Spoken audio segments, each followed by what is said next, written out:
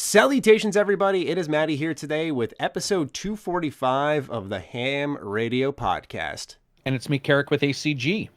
And this week we're joined by a very special guest, Gage. Would you mind introducing yourself? Hi, everyone. I'm Gage Allen. I'm the creative director at a company called Player One Trailers, and we make video game trailers for all sorts of games. Awesome. Yeah, Gage had reached out to me and kind of presented a really cool opportunity for not only myself and Karak, but also our audience to learn about a part of the industry that we just don't talk about ever. You know, we consume trailers, but we don't know the creation process behind them. You know, I'll be honest, just so we can put this out there, as far as I was concerned, I thought trailers were made in-house by development studios, like they had hired like video editors or something along those lines. But seeing your company and the line of work you guys have, for those who don't know, I went to their site, player1trailers.com, and I saw there was a Nintendo Switch on TV commercial. There was Baldur's Gate 3, Stellaris, The Long Dark. So you guys have a pretty vast, recognizable portfolio. So it's going to be really exciting to talk about this, and we thank you for giving us your time and lending us your knowledge on things that I know nothing about. Well, thank you. No, I appreciate you guys having me on the show. It's I've seen Ham Radio back when I think Lone was doing it, and that was a while ago. yeah, 5 years ago. So it's kind of funny to be on here and to meet you guys. So. Yeah, there we go. So let's just get right into it, right? What is the creative process for making a trailer? You know, where do you guys even begin with that? Especially if is it CGI or gameplay? Is there a different approach on that? Yeah, so basically all trailers kind of start with what the studio wants, you know, kind of like we talk and we have this exploration process where we really try and kind of figure out what the company's looking for. And a lot of times that will vary depending on what kind of trailer it is. If it's like a CGI, like really high-end E3 announcement, then the approach is very different in development and whatnot compared to like a gameplay trailer or something like that. So it really comes down to just finding out like what they're looking for, you know, what's the X factor, I always ask these studios, like if there's one thing you want viewers to walk away from after they see this trailer or a project, like what is that thing? And that really helps us sort of mold and get an idea of like what the process should be. Every trailer is different, but there tends to be like a predetermined path of like, you know, CGI, okay, we're talking animation, we're talking really high-end stuff, we're talking months of development. You know, if we're talking a gameplay trailer, then maybe it's more of like along the lines of 6-7 weeks.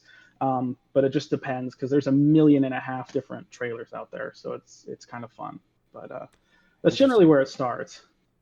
Yeah, because it's funny you mentioned the timing of it all, because some folks have always wondered when it comes to sometimes you'll have gameplay trailers that don't sync up with details that have come out with interviews within the last week. But now that you say, you know, they could start upwards of like 2 months beforehand, it definitely explains why. Is there and let me know if this is too on the nose, but is there like a particular cost difference? Like, let's say, you know, you're saying I'm making a gameplay trailer. Is that considerably cheaper because you're working with footage in game versus a CGI, which I'm not even sure where you would begin with that one. Yeah, so CGI, there is a very big cost difference because like if you think there's a lot of really amazing companies that do specialize in CGI trailers.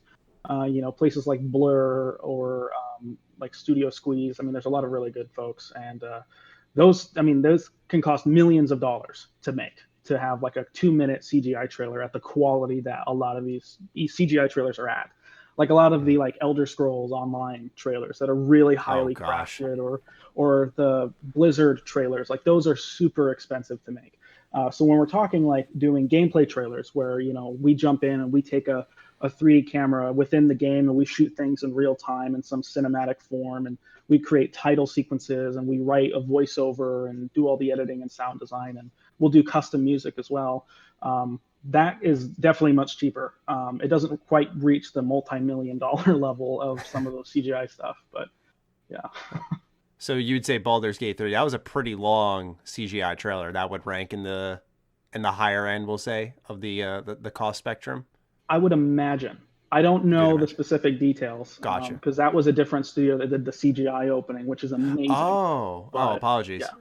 No. We specialized in the official screenshots and whatnot that came out. Gotcha. So that's what we did the 8K cinematic screenshots, and then we did the 4K direct gameplay UI shots and whatnot. So we worked with Larry and over the course of a few months on getting those kind of up to snuff and whatnot. So I wonder if they had any involvement with that event you went to, Karak. If these guys did? Yeah, like, you know, the gameplay and stuff that you saw, because it was all pre-recorded. Yeah, I don't know. I mean, that was all just yeah, I don't know, because that was just him playing, but he was playing the same thing he played also later when he did the event later. Yeah, well, there were some minor differences, but you know, it was the impromptu. I'm just going to do this was not very impromptu, because he said, I'm just going to do this 3 times in 3 different shows prior. You know, that's sort of the way it is. Yeah. But right. yeah, I don't think they did on that one in particular. Okay. That was the private press showing, right? Where he walked the golden path. Gotcha. Okay. Yeah. No, we knew about that and whatnot, but yeah, that was, everyone in the studio was like super amped to finally get the game to a point to show off like that. So yeah. And then I think there was the PAX East showing that was live. Mm-hmm. Yeah. Okay. That one was so that was hairy. the first time everyone saw it. Yeah.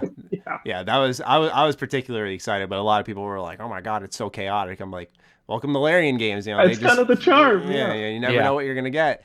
Right, how do these companies, I guess, get into contact with you guys or touch base with you folks? Is it you reach out to them and say like, hey, we'd like to offer our services, or is it more like they hire you as a part of a contract maybe? So it's a bit of both. You know, sometimes most of the time for us, it's usually word of mouth. So like, you know, if Larian hires us and our work comes out this way, like we might get a recommendation to another studio that wants to work with us. It's a very weird industry in that like the general public isn't very aware that there are companies that specialize in game trailers. They think that, like you said, like a lot of it's in-house, and some studios and publishers do everything in-house. So like Rockstar, for example, Rockstar does all their stuff in-house. And they're some of the best in the world. Like I think they have some of the best trailer editors, just period. So some studios choose to go that route and really take the time to craft their own in-house team and to develop all their stuff. But there are other publishers and whatnot who choose to either just go full on with hiring dedicated companies to do so. So kind of like outsource their own team essentially. And then there's others that choose to go kind of down the line of both routes. So yeah, with us, I mean, sometimes if there's a company that I really want to work with, I'll reach out and just show them and be like, hey, we do this kind of stuff. If you need something, let us know. I'd be happy to help. And other companies reach out to us and, you know, kind of work with us. And I think about 90% of the people that we work with have reached out to us. I think cool. That's how it goes. Yeah. That's awesome. Because I know you're creative director. So how much is that? Are you overseeing? Is that like the creative process of the trailer, or because you said you reach out to some companies too? So how far does your work line range, I guess? Well, yeah, so my title is creative director, but I did start the company back in 2016. And so for me, it's kind of whatever I feel like doing, like is kind of my range. So I generally take care of the majority of the creative process for a lot of the trailers. So when it comes to like designing a trailer, writing things, getting, you know, a script going, editing, sound design, gameplay capture, but we also have our own art team and whatnot, really talented guys when we do like art cinematics, like for Stellaris. So if you've seen any Stellaris trailers, there's a chance that some of them have these like really cool 2D art cinematics in the opening or at the end. And we'll do a lot of that in-house. So it, you know, kind of just feels like it's like kind of a fun job, like a kind of like a dream job. So I get to, if I want to work with a company, I can just email them straight away instead of having like someone that we kind of designate for that do it for us specifically. But my goal is to try and get more like kind of get more into the creative process solely. Because running a business and running a company, managing people and teams of people, that's fun. But it's definitely like it's a really serious job. And I think a lot of businesses will offload that. And I think the result of that is some people within the company might not realize how important that is. Like, you need to make sure your team gets paid. You need to make sure that they don't have to do crunch. Like, you need to make sure that there's all of these things that they're taken care of because they're people. And so I tend to absorb a lot of the crunch from the team so that they don't have to do it. So I try and like make sure that they can live a normal life. So that's why it's getting to a point where I'll probably need to offload some of that. So I can focus more on the creative process and I don't have to manage so much about everything else. But at the moment, it's a lot. I do a lot of stuff.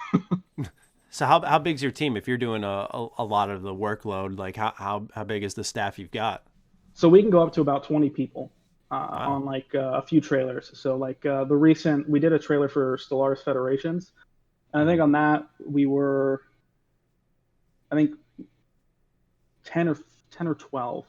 So that wasn't a very big one, but I think the biggest stuff that we do is about 20 because I can't do everything. And that's the thing. Right. Is like we'll have specialists like sound designers that are just amazing that we work with on a lot of our stuff that do a lot of sound effects. And like I said, we'll have a really good concept art team that we put together that, there's a few of us and we'll do the art from scratch and we'll do the animation and all that kind of stuff as well. We have an animation department as well, depending on like kind of the needs of each project. So there's definitely, it's more than just me, but I do tend to do a lot of the work because we tend to have a lot of different trailers and projects. Mm-hmm. So just a warning, you may end up hearing my dog bark. It happens every show. Oh. Yeah, it's going to happen. Like I heard a car pull up and I'm sitting here like, let him finish his sentence. Please, dogs. So if they start barking, just putting the warning out there. By the way, Karak, I don't want to like run the whole thing. If you've got any questions that come to mind, feel free to just shut my ass up. Yeah, I was going to ask, what caused you to, because you said you made it, what caused you to like decide that this is going to be something you would do? Fallout 3 was really? Yes. So that was the game. Sorry if you hear. They're in my apartment building. They're vacuuming and cleaning the hallways like crazy. I actually couldn't hear it. I can't hear it. Cool. I heard them just go by the door, and I was like, "Oh God!" But no, it was Fallout 3. I had been doing film work and whatnot pretty much my whole life. I think I started when I was 7, and I've been doing video stuff, and I did YouTube stuff. And Fallout 3 came out, and that was the game that made me realize like I could combine my video skills with my passion for games because I love video games. And Fallout 3 is like my favorite game of all time. So like I started doing like Machinimas and whatnot. So like the first Machinima video I ever did was showing off my Megaton house and whatnot because I would very carefully piece everything together and show off armor. And so I did that. And over the years, I just kind of progressed. And I think my first official trailer came out in like 2012 for this game called SCP Containment Breach, which was this indie horror game and whatnot that didn't have a trailer. So I offered to make one and it went viral. So pretty much from then on, I kind of went on the trailer route. So I think that's kind of what got me into it. So. That's got to be that feeling of getting your first trailer gig, if you will. It kind of reminds me of like when did you have that same feeling like I personally had when I got my first review copy for a game? Like I was kind of leaping around. I was like, yes, like, this is it. This is the start. Yeah, for sure. I mean, it was mind blowing to see that this game that was already really popular and to have a hand in like showing the world the hard work that the developer put into it. I think that's where it really, I take it very seriously because like a lot of these studios will spend 5-6 years sometimes on these games and they'll pour everything into them. Like they'll work late nights. They'll their family will make sacrifices so that they could be at work later. I mean, they put everything into this and you're the guy. Like it's down to you to make sure that the world sees their stuff and it's shown in a good light and in a way that can interest people. Because I mean, a bad trailer could sometimes make or break a game in a lot of ways, especially if it's a smaller game that doesn't have brand recognition. So I think that first trailer showed me, I was like, wow, okay, this is a huge responsibility. Because a lot of developers are kind of counting on you to show the world their work and the years of sacrifice that they put into it. because a lot of developers are very proud. That's the one thing I hear most. They're like, "Oh, we can't wait!" And when a trailer comes out, like I'll get these emails, and they're like, "It looks great," and they're all excited. And it's cool to share in that, So it shows that people make games, and I think it's always a good reminder, at least for me, to like see that firsthand. Cool. Yeah. No, it sounds like very gratifying work. Like when you get that email from like a studio. I get that too. I don't mean to relate my work to yours because I know yours is much more difficult than mine, but I just like when I have like a company reach out and say like, "Hey, I like what you did today." It doesn't happen a ton, but when it does happen, it's like, "Oh, that felt good," because that's awesome. Their work is kind of what you're representing in a manner of speaking. So yeah, I get that. What's the back and forth like for you guys? Like when you're let's say you're working on a new Stellaris trailer, do you guys just go into your creative process and then dish it back and say, "Here's the full thing," or do you kind of touch base every now and then? Is it sort of like the team just gets handed off and they say, "Make the trailer," and that's it? Yeah, so it depends, but most of the time it's very collaborative. So like with the Stellaris trailer, we'll talk about what we're going to be doing, what are if we're showing features, kind of what's the new thing. Like with this Federations trailer that just came out that we did, the goal was like, all right, Federations is coming out. Here are the features. It's mostly diplomacy focused, right? So it was all about like, how do we come up with a concept that can not only keep the viewer interested, but also can show the features of the game and kind of walk the viewer through of like, this is what this expansion has to offer.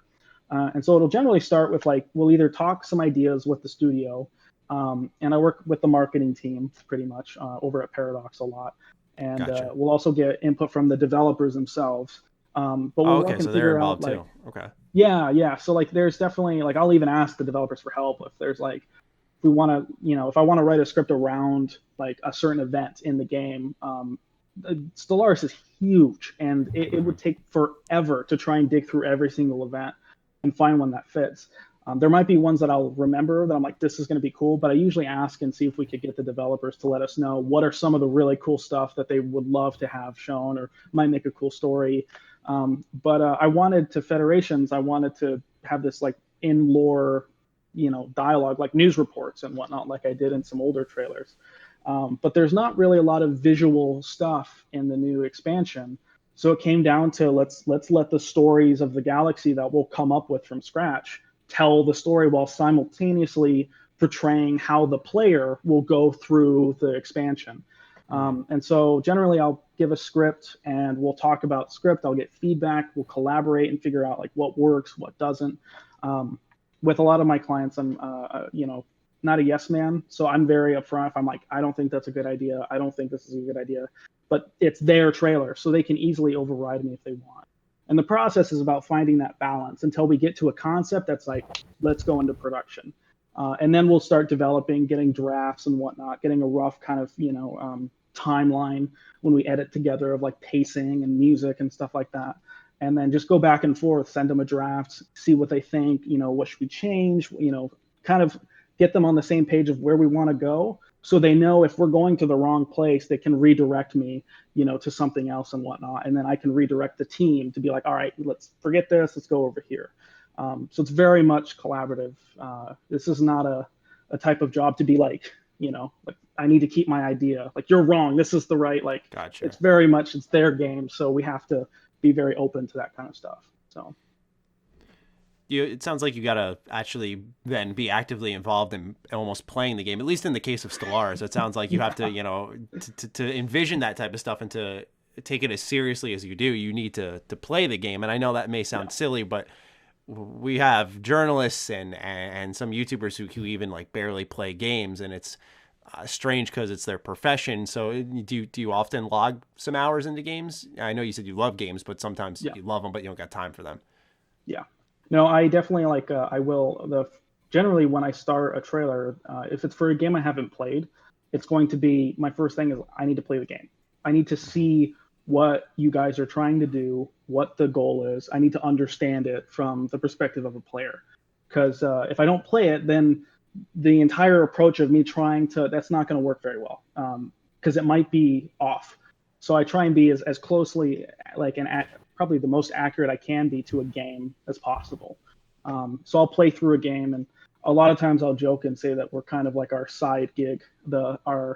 Our job that we don't talk about is we're QA testers at that point, because a lot of the games are in development when we're working on them. So a lot of times when we're trying to get through a level, we'll come across a million bugs and we'll take photos and be like, this came up here, because I'm trying to help the developers. Cool. So we play through a lot of the games. Cool. But it's definitely different than like, if you play a game for fun, it's for fun. But the moment it's like work, it changes your approach. Like I don't really, when I play it, it's less about like, oh, this is, we'll just have fun. It's more about like, how can we tell the player the story? Like a different how can we lens. show? Exactly. Yeah, it's a different lens. So you kind of switch back and forth from that quite a bit. But Karak, you got anything crossing that little noggin of yours? When you were talking about playing early and stuff like that, do you guys? I mean, I'm assuming the NDAs are pretty hefty because they're like hefty with us, but yeah, they are. Oh, whoops, sorry, my headphones unplugged. When you are going through all this stuff, are you basically going out and making these meetings yourself prior? That way, like people on your team don't know, what you're working on at the time. So you're sort of doing the deals and then saying, okay, this deal is done, because some games probably aren't even announced, but they already need a trailer. But they don't want like 15 people at a meeting randomly from a different company knowing. So are you like, right, hey guys, I'll see you in a week, I gotta go do something, and then coming back and being like, yeah, okay, this is what we got? Or I mean, how do you guys handle that kind of stuff? Yeah, that's pretty much how I'm the one that starts, because I'm probably the one with the most experience with that kind of stuff, and in terms of leading these deals and like understanding that. And we'll have code names, so we'll create separate code names that are separate from the code names that the game is being called. Oh, right, yeah. So that way it just reduces any kind of leaks. It's a different name and all that kind of stuff. And on top of that, yeah, we definitely, and our NDAs will specify that like it's on a need to know basis. So not only is it you can't have anyone that's not under NDA know anything about this thing, but in a lot of them, it's much like you have to be able to prove that they absolutely needed to know this information at the moment that you share it with them. So that's one of those factors where you have to be very selective of like, all right, we're in this process, so now only these people need to know, and I need to prepare these people so now they'll know. But a lot of times I'll just give a code name for something, and like with voice actors, for example, a lot of the times we'll have a script, it'll be under a code name, and they won't even know the game or what it is that they're voicing for until it comes out. And then they're like, oh, nice, it was for this. And so we do that to try and, because like you said, like the game might not even be announced, and we're handed this super confidential information about what it is. So we have to be very careful and very specific with security measures and whatnot. So that way companies don't have to worry. But a lot of companies want you to fly out there and make the trailer in their studios. So that way it's like on their secured networks, and ours is also secure and whatnot.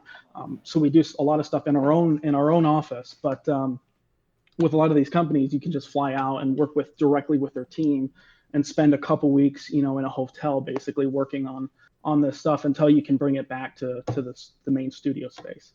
So gotcha. It tends to vary, but I was going to ask that. Do you guys usually work from like your own place, or that's interesting. So you go to the development studio and just hands on. That's awesome. So you don't have to like wait for emails. Like in my head this whole time, I'm thinking you're just typing out emails back and forth, and you're actually right there on the scene. That's great. Both. Yeah, it's a little bit of both.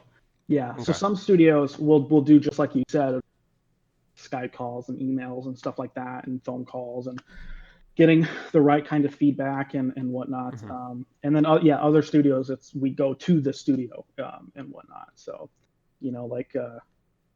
like when we went to Valve, because we worked with Larry and shot a video of Sven running around in a giant metal thing of armor, and we shot it in Valve's headquarters. And so like that was one where like it was really hands-on, because we're right next to Seattle, and we're next to Bellevue where Valve is. So stuff like that will be definitely right there hands-on with like live action stuff too. And yeah, there's also like, I know a lot of the other trailer guys in the industry, and there's some individual freelancers who are just a single person who will fly out to companies and whatnot and just work on site as well. And so both big trailer studios and then studios like ours and then individual freelancers all do that kind of stuff. So kind of depends on what the company wants. Interesting. As not saying I would do it, but as someone with like video editing skills, how do you crack in? Like, I know you described like the first game you got into, but how do you get companies to say like, I want Gage, who just did his first game trailer, over this company over here who's done 18, we'll say. You know, how do you get people to buy into your work? I know obviously your work is good. I've seen it, but I do wonder, you know, just sometimes companies will look at numbers and be like, we don't know who this guy is. Right. Yeah, and like I think that's kind of it's like the free market in a way, is figuring out how to, like, you know, a lot of these studios, when they find a team that they like and they trust, like, that's everything. You know, it's not just the work. It's a lot of times it's about who you're talking with and how you know, whether you click. Because like different teams, there's different team dynamics, there's different personalities, like it, you know, the right people. Sometimes it's hard to find, and so a lot of these companies will rightfully want to stay with some of these other trailer houses or whatnot, because they want that consistent quality of work. But in terms of breaking into the industry, honestly, it all comes down legitimately, I think, to starting with a portfolio. And you know, like, I didn't go to college for this. I'm a self-taught person with this kind of stuff. So wow, that's awesome. Thank you. Yeah, and there's your inspiration right there, ladies and gentlemen. Well, I think it's something like everyone could totally do, because there's so many games now that have, like, if you want to learn how to do gameplay capture, they have these photo modes, but they've also got modes where you can have a camera and move, like Fallout, for example, Fallout 3 and Fallout 4. There's you can take a free camera and adjust the, like, lenses and whatnot that the camera is using and capture scenes. And so the biggest thing is to constantly make stuff and add to your portfolio using those kinds of big games, because they look pretty, and like already you're going to be able to have really good quality stuff the more you practice. And the more you build that up, you can then approach like smaller indie studios, which is what I started doing with some of this stuff that you made, and be like, hey, like, you guys need a trailer and whatnot. You might not be able to jump straight to like Bethesda right from the get-go. But you can start with these indie studios that need a trailer, need something like that, and maybe can't afford some of the bigger guys, and working with them to make official trailers. And then over time, you can build that up and have a portfolio of actual official trailers that you can show to other companies and kind of work your way up the ladder. Go to, you know, GDC, for example. Great way to network and like meet people and make sure that they know that they need work. It's there. E3. I mean, there's all of these events that business meetings happen on the side all the time. And I think that, combined with making sure your work is consistent, making sure, you know, you're collaborative, you understand it's a team sport, and also you really need to recognize the importance of what your job is. You can't just, you know, make it, you know, like, you don't care, whatever, I'm just going to make this thing. And like, it's sometimes it's people's livelihoods depend on what you're making. And it has to be good, and you have to take it seriously. So I think those things can help in terms of like a route to do it. But there's a million other, you know, there's other trailer developers who will say that you can go to college, get a degree in film, and then move to LA, and then get an internship at a trailer agency, you know, and work your way through these companies. So there's another route that you can take as well. I took a very weird side route that not a lot of people take often, but it did work. But I think it's more of just people need to figure out what they want to try. You know, if one route doesn't work, there's a lot of others. You know, but we're in the age of the internet. You know, you can learn anything you want. You can try anything you want. There's unlimited information for that kind of stuff, and I think as long as you show a willingness to constantly improve your craft, I think that's the biggest thing you could take away from that is just constantly improving. But I mean, that's just how I learned, but there's a lot of different ways. Right. Yeah. Karak had brought up a number of times, Karak, how impactful going to GDC was for you, how you got to shake some hands and stuff. And I can kind of attest to that, where, not to focus on the virus, because I know it seems to be like what all people talk about. But one of the biggest things that stinks career-wise for myself and many others is going to stuff like PAX and E3 to a lesser extent, but PAX especially, is you get to meet the faces of people working on the games and establish relationships, and those do go a very long way. And while the age of the internet is so beneficial because you can learn everything, making those connections is really hard now. Given the situation we're in. And so it's good to hear that, at least I don't want to assume too much, that since you guys are able to work remotely, that maybe you weren't as heavily impacted as others may be. But, I remember when you approached me with the idea of coming on the show or collaborating, you said you felt like, I don't want to misquote you, but I think you said something along the lines of like, I feel like not enough people know about this process and what goes into it.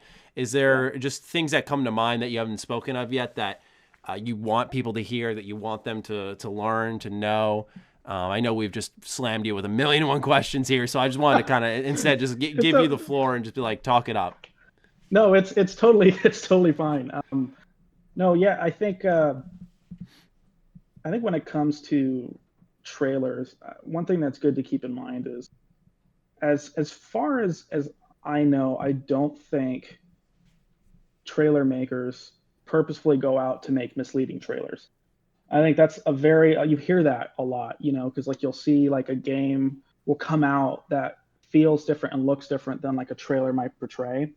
And I think a lot of, and I have to explain this a lot, but I don't think people intentionally try and do that. Like people who are responsible for making these trailers. I think what seems to happen is like with game development, things change a lot. And like you were saying, Karak, too, like you'll start here before the game's even announced, and you'll start making the trailer, and 5 months might go by, and then you'll finish it, and then another 3 months until it comes out or something like that. And a lot can change within like 8 months of time between when you were showing certain features and then like they might get cut or stuff like that. And I think a lot of people don't quite understand, because they don't realize that it's usually you start a trailer here, you finish it, and then that's it. But there might have been changes and whatnot that have happened during the game in the meantime that you don't really have much control over. So I think a lot more trailer creators are trying to focus more on being as accurate as possible to not just the game as it is when you get it, but also to what it might be, like what the goal is. How solid are the features that we're showing here? Are they legitimate? Like, we don't want to risk misleading people, because you see people are rightfully upset about that kind of stuff. If they see something and it says this is going to be that thing, and then it comes out and it's not that thing, like these are paying customers. And I think a lot of trailer editors or stuff like that need to really focus on that more and understand that. And I think that's like something I've learned, that like in terms of like people talking about trailers probably hasn't been brought up a lot, because you don't have a lot of trailer editors that get to talk about that too much, because we're so kind of behind the scenes and whatnot. For sure. But yeah, and I think like the other thing, it's a very kind of behind the scenes job.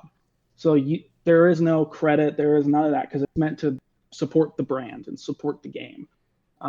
So if you guys like see, like there's a lot of really good trailer editors, like Derek is one, and there's also GNet and a bunch of big M Joshua and Ant Farm unfortunately closed down, but the Trailer Farm and the Trailer Park. I mean, there's 100 of these trailer companies that do amazing work that I feel like more people should realize, that like people specialize in this kind of stuff, and it's not hard to get into. Like if you really want to try it, I think now with all these games that are giving these tools to players, like you can create worlds that you don't need a camera, you don't need a set, you don't need a makeup artist, you don't need a gaffer or a lighting art, like you don't have to have all that here.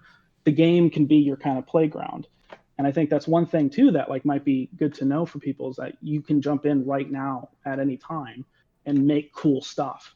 And I've seen some amazing machinimas that blew my mind and are way better than anything I could make, but they only have like 100 views on YouTube, and they're very, they're not found because everything's so saturated.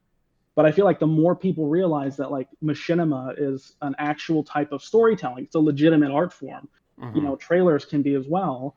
I feel like the more we can sort of shine recognition on these really talented folks that are up and coming, that haven't really quite gotten the recognition they deserve yet. So I think shining a light on that, like if you see a machinima, like it's not just a small thing that someone put together in an hour. Yeah. Like, a lot of people put hours and hours, days and weeks into this kind of stuff. I can attest to that personally because, well, I'm sure a lot of my audience is probably familiar with Shoddycast, and they run that Storyteller series, which, is just like... They're awesome, yeah. Yeah, they're so good. And I remember I tried a mini series with one of my friends called the Brotherhood Archives, and we never went full on Machinima, but we like went into the GEC and like tweaked some things, and like even the minor things we did, it was ridiculously hard. It was just to learn it and figure it out. And so, yeah, like, especially when a lot of the tweaking we did, for those who are curious on some of the inside baseball, was for the terminal. We because the idea was you were going through the archives that the Brotherhood had left behind, and you'd click on one, and then a trailer would essentially play, and it would be the video I made. And so we were just tweaking with the terminal and text and stuff, and some enemy placements and item spawning, which you could just do with console commands as well. But just that alone was hard. And when you look at what Shoddycast did with the Storyteller series, I mean, that demanded a staff, and it was really impressive. So to just, not to cut you off, but to solidify your point that making machinimas are very difficult from my hands-on experience, but also just you could tell by watching them. It's like, what, you can do that with the game? I know, it's kind of a new thing. A lot of people, like, games are just getting like, they're finally getting a lot of like recognition that they deserve as art, and as storytelling forms. And I feel like, machinimas are now kind of in that period that games were maybe 15 plus years ago, where it's like just trying to prove to the general populace that people like Shoddycast and, that make these incredible miniseries or shows, and like people made whole movies in games like as machinimas, which is crazy. I think you're going to see a lot of these people be like the next generation of like filmmakers and storytellers, and it's just going to continue to get more advanced. Like, game trailers now, like cinematics, they're basically Pixar movies, like Blizzard or the Diablo 4 trailer. I mean, like, stuff like that is unbelievable, and like the amount of detail that has to go into it. And you're starting to see now these trailer companies are making their own shows. So I don't know if you guys know the Love, Death, and Robots Netflix show that held animated episodes and whatnot on it. Doesn't ring a bell, at least for me, Karak. Is your mic muted? Oh, I think it is. Apologies. I was yelling at my dog. So whenever you see me do that, it's yelling at him to shut up. No, I have not seen that. I've not. Well, it's this amazing show on Netflix where all these episodes are their own individual films, and they look different art styles. They're 3D animated and whatnot. And a company that I think started that was Blur, which does a lot of like Call of Duty trailers, and they did the Destiny 2 CGI trailers, and they do a ton of these stuff. And they started doing that, and they're now doing visual effects for movies, and as well as creating the show. And they brought on a bunch of other animation studios to do it. But you're seeing this push into like more of this machinima style filmmaking, not just from smaller creators on YouTube, but also from huge trailer agencies that like CGI type Pixar movies to push forward. So it's definitely this like growing industry that has a ton of talent. And I feel like a lot of those machinima people, like, you can make a job out of this kind of stuff. You could easily turn that into a trailer job if you want, or work at an animation studio for games. Like, there's a lot of different outs. And I know a lot of people online I've gotten a lot of emails from people like either in college or that are trying to turn things into a job, and they're kind of struggling about, like, how to do that. And I just think like some of the ways that I mentioned, you could easily get into trailer that, or apply for an internship at an agency, and you could make a living off of it if you want, because there's so much great work. And I feel like some people don't give themselves the recognition that they should get and the praise that they should get, just because it's, maybe it has 50 views on YouTube. But like, if you take that talent and put it into a company or something like that, like, you could do amazing things like that, So I think that was probably the reason why I wanted to start letting people know more about this world, because it's kind of a very niche style of filmmaking. And we could have some really cool storytellers, kind of create their own stuff if people realize that you can do that in games. So You mentioned misleading trailers and not intentional on the timeline once again. And and when you mentioned like cut features, I had thought immediately, have there ever been a time you were working in the trenches making a trailer, and then a developer phones you up and goes like, "Hey, we removed this. You're gonna have to like redo part of the trailer or something." You've been like, "Oh God," and there might be like a short timetable because they planned on releasing it on a certain date. Has that ever happened to you? Of course, yes, that has. Oh man, I mean, it's very much. it sounds anxiety inducing. Yeah, no, I mean, this is a stressful job. It's very like, running a studio like this.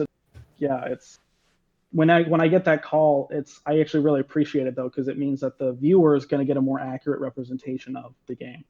And so even if it means I have to go back and redo a part of the trailer, or we have to cut things out and whatnot, like I'm so used to doing that, because like you never know what might happen. Like some crisis might happen on a trailer production. We're like, oh my God, like we need to have a new voiceover, we need to do this, or some equipment failure happens, and you just kind of get used to like bandaging up a new solution right then and hopefully it still works. But yeah, I do get that call, and I think more companies are starting to really pay attention to that, of like, we need to be accurate, we need to be, constant. So like when I capture gameplay footage, which is usually like cinematic gameplay footage, we'll take like a camera and we'll like record in the engine, in the game, as it develops. So like Stellaris trailers, I'm basically controlling the camera in real time by hand and showing these scenes, and like going by ships and just watching them fight each other, and like trying to set up moments that are possible within the game, and then just using that raw footage into the edit. Other agencies will like color correct it and will like do VFX stuff, but I tend to like doing it as raw as possible with the gameplay, because then it shows the viewer like this is what it's like, And I think Fallout 4 did a brilliant job on showing that with their trailer, because they got some flack because people were like, well, it's the graphics and the mouth animations, but like that is the game. Like what they showed is exactly the game that we pretty much got. Yeah. And I know the video producer there, and I saw, well, Sal is gone now, but Sal made the trailer for Fallout 4 and whatnot, and I think that's just like a master class of how to show a game in the most accurate light that you, if that makes sense. Yeah, that's still one of my favorite trailers ever. Just, I mean, part of it's because I was so excited, and I was much younger, so I was just like off the walls about it. And I also remember like thinking, "Oh God, don't be a CGI." Not because I don't want to say I'm not a huge fan of CGI. Just nowadays, I want to see the game, right? Like I understand the purpose of them. But I just remember Fallout 4, just seeing it and being like, this is the game. And it's like a pretty big look at the game. For a first time, it was, and especially at its time period, it was definitely a lot more transparent than what I think most of us were used to. And it was for a game that a lot of people were really looking forward to. So, I mean, that type of stuff is always really nice to see. I know I asked you about CGI versus gameplay. Do you share that perspective, or as a creative, is it a little different from your angle? Where I don't want to say you enjoy one over the other, but are you more along the lines of appreciating a gameplay trailer over a CGI?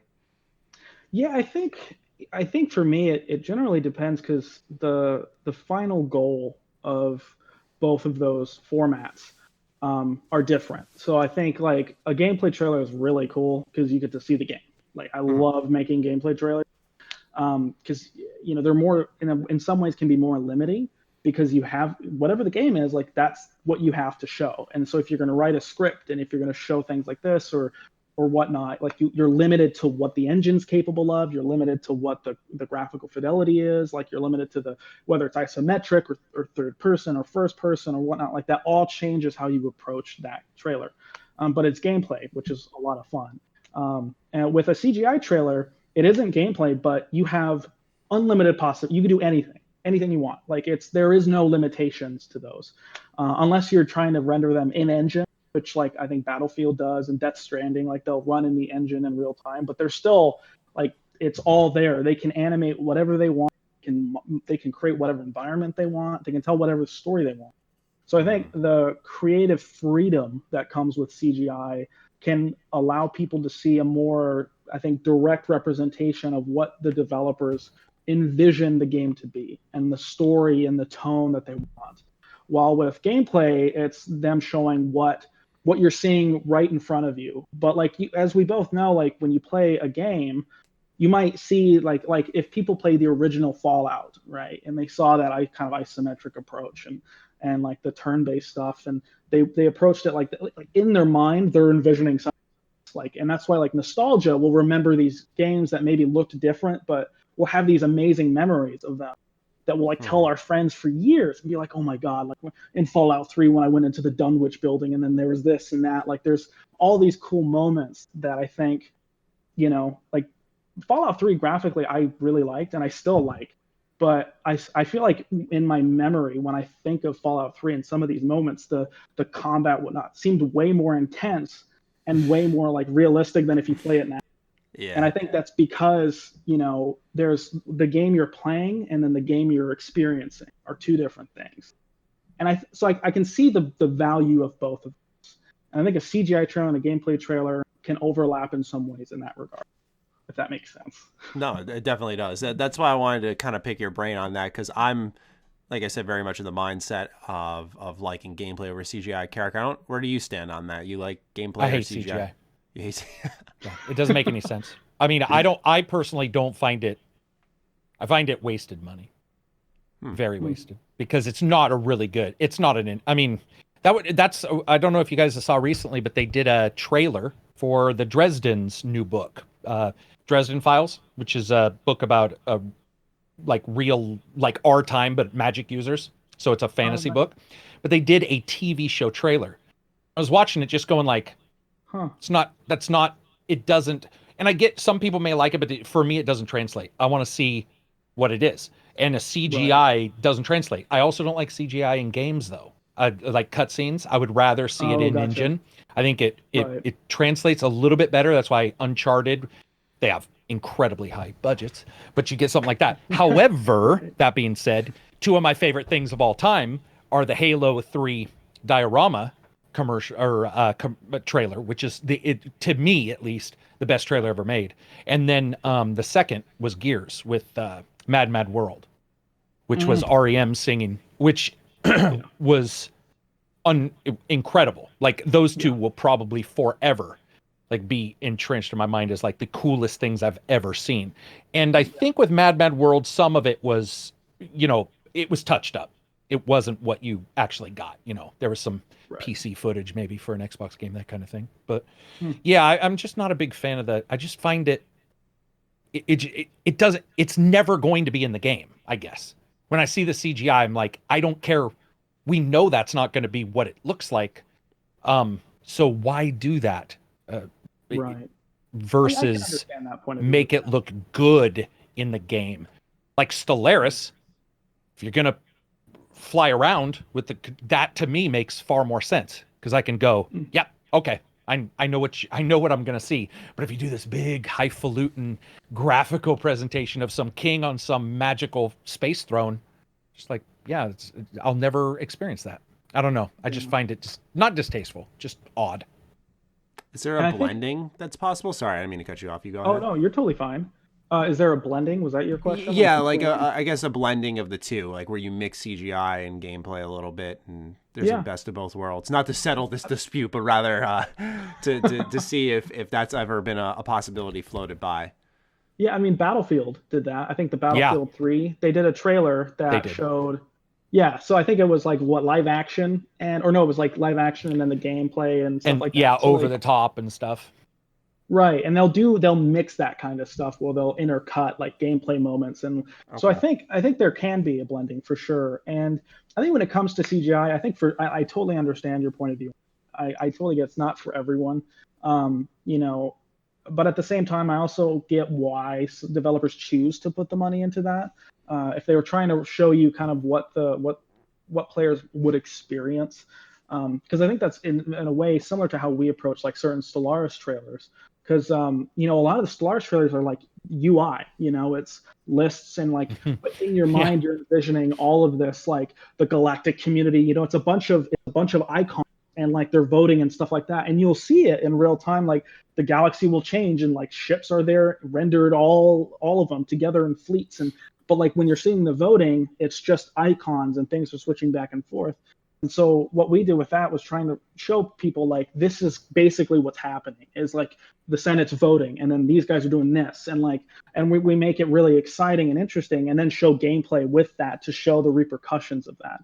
So I get both sides of that. And I think it's one of those things, it's like it's still a subjective medium.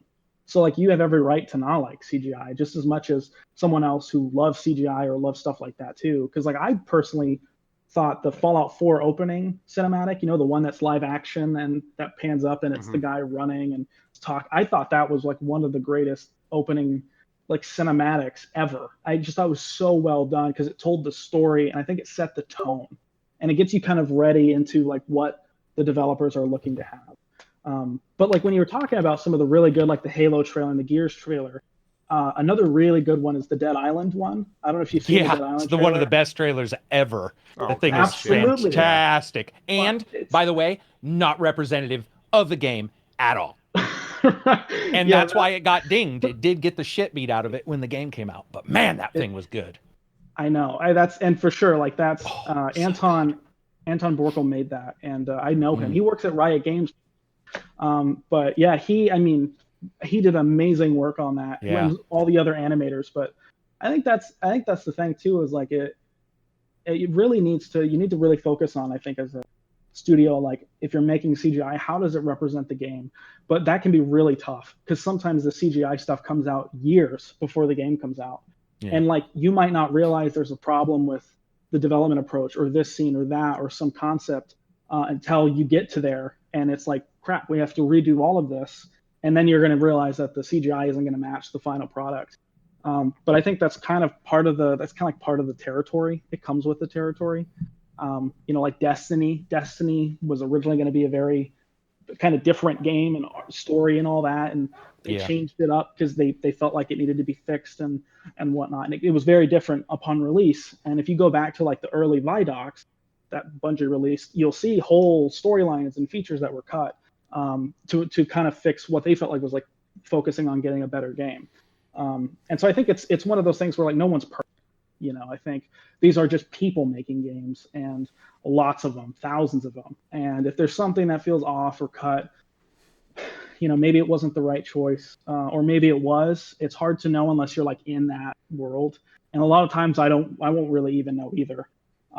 So I can definitely see your point of view though on that. And I think people are very expressive about games because it's such an important medium to all of us. I think games can do so much for us that not a lot of other formats can. Like they can immerse you in a world and they can put you in the driver's seat and make you, help. Games have helped people get over really horrible times in their lives and hardships, and me included. And so I think people that make games, most of them, at least, I don't think they're malicious or they're trying to be wrong. But granted, like I have a very optimistic point of view of things. So that could just be that as well. Oh, what was that? I said I'm guilty of that as well. Right. So maybe that's what that is. But I definitely can see kind of where you're coming from with that kind of stuff for sure. When it comes to your company, do you have like a dream project, a next big step that you want to take for your team? I would love to work on Fallout. Even 76? The thing about 76, like I haven't played it, right? So I don't know. And I think that's because I'm online looks cool, but I love the single player experience. So like Wastelanders, I think is the one thing that might convince me to try it. Because I was like, it's a different thing. Like Elder Scrolls Online, tried it. I love Guild Wars 2, so it's not like that I don't like MMOs or anything like that. But gotcha. I think it's just the world and tone. Like I love the single player Bethesda story. I definitely think they can. I've seen 76 get a lot of flack. I think they can turn it around, similar to how they did Elder Scrolls Online. But I don't know. I only know a few of the people over there, and I know that they care a lot about what they make. But honestly, like I want Bethesda to make a Fallout 3 remastered so bad. Like that is something I want so bad. Yeah. I was so disappointed when last year there was a rumor that was coming out and it never came out. So if that ever happens, this might be the one year we don't get like a fake rumor about it because there aren't going to be any conventions. Like I remember, I think it was 2 years ago, there was the E3 memo leak. I put that in quotes, where it said that Nintendo was going to reveal Fallout 3 on the Switch. I gotta imagine if Bethesda's interested in it, it's only a matter of time because there's been so many random games coming to Switch lately. Like they just announced Burnout Paradise. They put like Borderlands, XCOM. The old Baldur's Gate games and Tides of Numenera or whatever. Like there's just so many old games. I'm sitting here going, why not Fallout 3 or Oblivion or Morrowind? It blows my mind that they haven't printed money essentially. So yeah, I'm with you, man. Just as much as I want them to do little feature changes, like maybe make the gunplay similar to Fallout 4. I think most people would be really okay with them just re-releasing the game and being like, here's Fallout 3 again, and that's it. Right. Yeah, I mean, that would be amazing. So like, or New Vegas too, because I really like New Vegas as well. I think. Same. Yeah, I think. And it's funny. There's always that obligatory, which one do you like better? every time I bring. Every time. Yeah, man, I think it can get so frustrating. Right. Well, what do you think of Outer Worlds? I love that game so much. Love it. Wasn't that great? Yeah. I'm surprised. I really had a feeling in my gut because when it came out, I loved it, but I had a feeling it may be the product of, the YouTube aftermath, I sometimes call it, the critiques that are, and I don't want to say they're invalidated, but like these hour-long breakdowns on how the game's not as good as people think. Yeah. And I understand some people can get very fiery and passionate and they want to, fully break down the game from top to bottom. And I'm sure developers can learn a lot from that input. It's just like, I just thought that the Outer Worlds would fall into that basket with like Fallout 4 of like, this isn't the RPG you thought it was. Fallout 4 made more sense. I just had this feeling in my gut that the Outer Worlds would land there, but it hasn't. And I'm pretty happy about that. I just hope they announce the DLC soon. That's what I want. Oh my God. Yeah. It's been long enough. It's been since October. Like my body's ready. Give me some more. Right, I've had my time off. Yeah. I honestly, like, I think I can't wait for the DLC for that. I mean, they did talk about they were doing one. Right. Yeah, they said they announced it in the weirdest way. They posted on their forums like, we are doing DLC. We'll talk about it later. And okay. My guess is if they're taking this long, it'll be more along the lines of an expansion rather than DLC, because I don't think the Microsoft deal with them influenced the Outer Worlds at all, like how much cash input they had. I think it will influence the DLC though, and maybe we'll have a situation. I don't know if you pay attention to State of Decay 2, but Karak and I talked about how they released State of Decay 2, and then a couple of years down the line, just a few weeks ago, they released this thing called the Juggernaut Edition, which was essentially all the DLC. It like overhauled the game entirely. It was just this whole brand new experience, and it's really good. So I could totally see Obsidian just taking all that cash and doing something really drastic with it. At least that would be my expectation. Yeah, I think Larian did that with Divinity Original Sin 2. Yeah. I think they went back and they did the new voice acting. They did a bunch of stuff. That's right. Yeah. I hadn't worked on. I only worked on Divinity after all of that. So I didn't get to see what it looked like before. So I feel like part of me almost wishes I could like maybe hunt down and find the older version, and so I can like actually appreciate the new stuff they put in, because I loved it. I mean, I think Larian is just knocks it out of the park, honestly, with that kind of stuff. Best RPG developer, I swear. I mean, yeah, it's they're incredible, and it's funny working with them because they care so much. Like you can tell, like the way, like when we were filming at Valve, and I was doing some of the camera stuff and on a gimbal, and watching Sven run through Valve with like everyone working behind these partitions and whatnot, and you hear the clanking of his armor, gong, gong, gong. He's sprinting down the hall.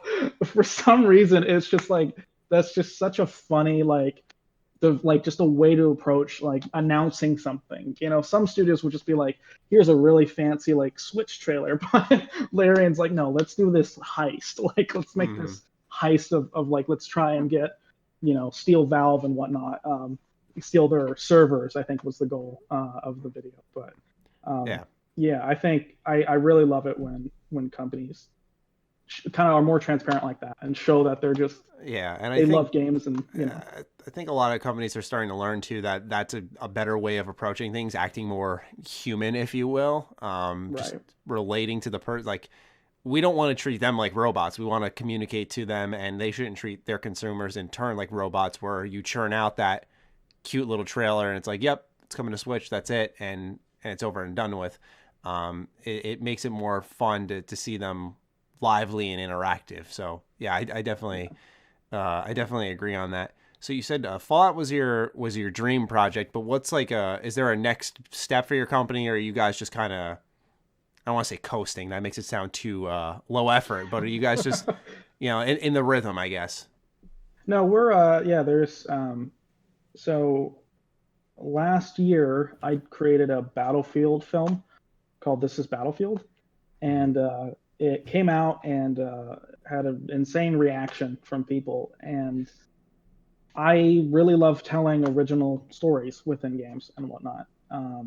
And once it won a few awards, it point where like I'm working on the sequel now, and I think player one is we're going to be doing trailers, but we're also working on making our own stuff, our own films and shows and stuff like awesome. that. So very cool. Yeah, it's going to be, I think the skills transfer, because we love storytelling. I think everyone that's involved, no one that works with player one is like just doing it just cause. I think everyone is very like, they love having a hand in telling interesting stories, from the concept artists to the sound designers and whatnot to writers.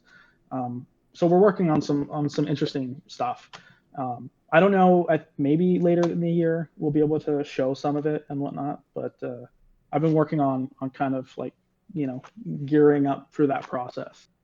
Cool. So that's probably what like the next step would be do trailers and original content. No, that's exciting, because now you're, what would be better than to just make your own stuff when you want, right? And just to have that, not like it's easy, but just that ability to just rely on yourself. Say, if we just do the job and people enjoy what we make because we put our hearts into it, I mean, that's best case scenario, I think, on top of the work that you already do. Would it stretch you guys thin? Would you have to hire maybe more hands on deck? Yeah, I would imagine. I mean, we would have to expand more to fulfill that. Because right now I'm pretty much the person taking care of the original stuff, and bringing the team in when we trailers and our clients are priority, and we're not going to do anything that's going to mess with that, because I think we have a responsibility to make sure that they get all of our bandwidth that they need and stuff like that. But so we'll expand to where it doesn't affect that side of things.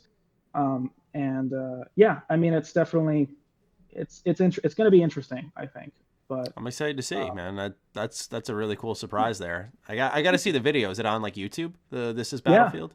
Yeah. If you look up This Is Battlefield, it's a 7-minute short film that basically is a cinematic short film where no player, everyone you see is an actual player that has no idea they're being recorded, and it has a story to it. So that's cool. What caused you to do that?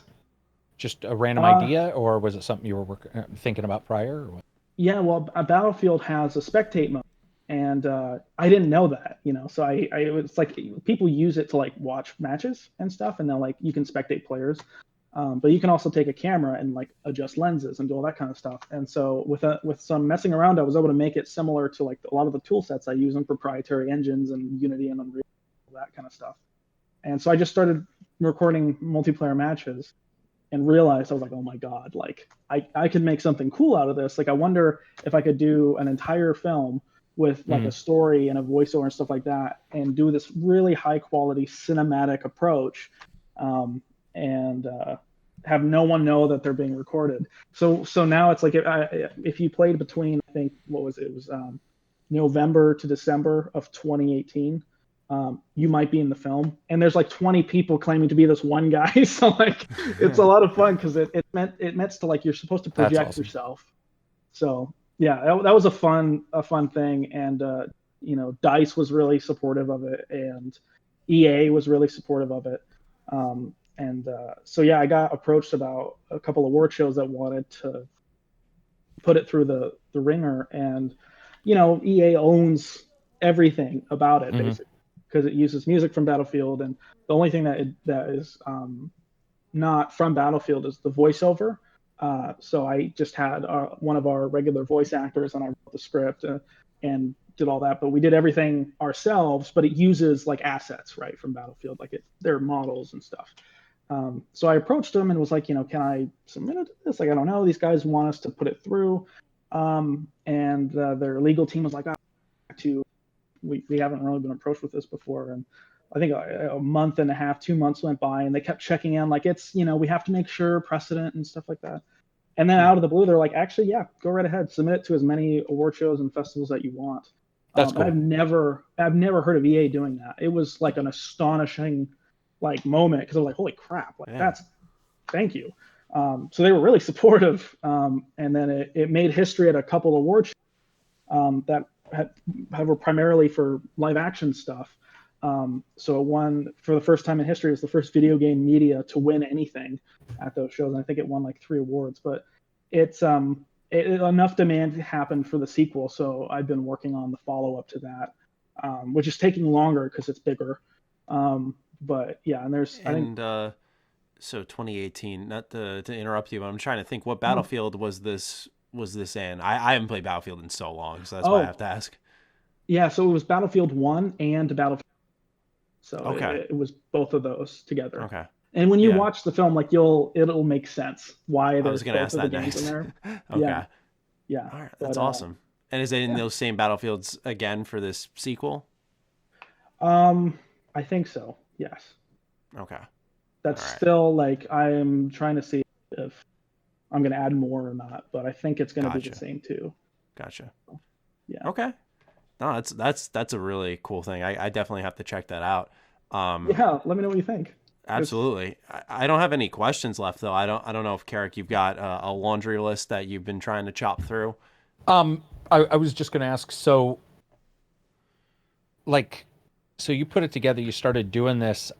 If you're not, at least a lot of us don't even know companies like this exist. How do you market that exactly? Like, so if somebody did want to do this, like, I don't know if you guys saw, but the God of War, Corey Balrog, the God of War guy, he posted, well, he didn't post it. The creator posted it, but he retweeted it. So a lot of people saw it, but somebody made, all the PS4 single player third person games into one trailer.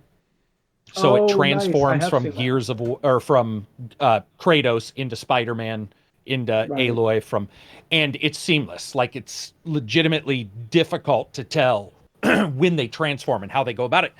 And he posted that, and so I'm assuming that's good marketing. But if somebody wanted to get into it and did have some kind of reel, would you just suggest that they do, directly go to somebody's email? How would somebody who's just starting out get a hold of even an indie developer? Because that's one of the issues even we have. You'll email somebody, you won't get anything. Because it's a catch-all email, let's say, because it is a small indie developer. So would you suggest they start a website and maybe post their stuff there, even though that is money? Would you see, is there any suggestions you have for somebody who's watching who maybe wants to start? Website's number one. You definitely should have a website. Because if a company wants to work with someone and they don't have recommendations, they're going to Google it. And you're going to want to make sure that your site is in that list of sites that come up for trailer makers and whatnot. There's also a lot of different groups. And that was the thing when I started, was I joined a lot of communities when I was early on. So Facebook groups, that the indie game developers Facebook group is great, because you get to all these people post and share their in progress games and whatnot. And it's a great way to make connections that way. There's Reddit communities as well for gaming, and game developer classifieds is one that's really great. You can post and share stuff there. You have to be, proactive on that. You have to be very here's our stuff. But that's the thing, is you want to have a website, you want to have a reel, you want to have a way that people can very easily see who you are, what you are. If you're an indie dev maker, an indie dev trailer editor, or whether you're an agency, you need to have a site, a reel, something you can post and share. You should have a presence online, Twitter or Facebook, stuff like that.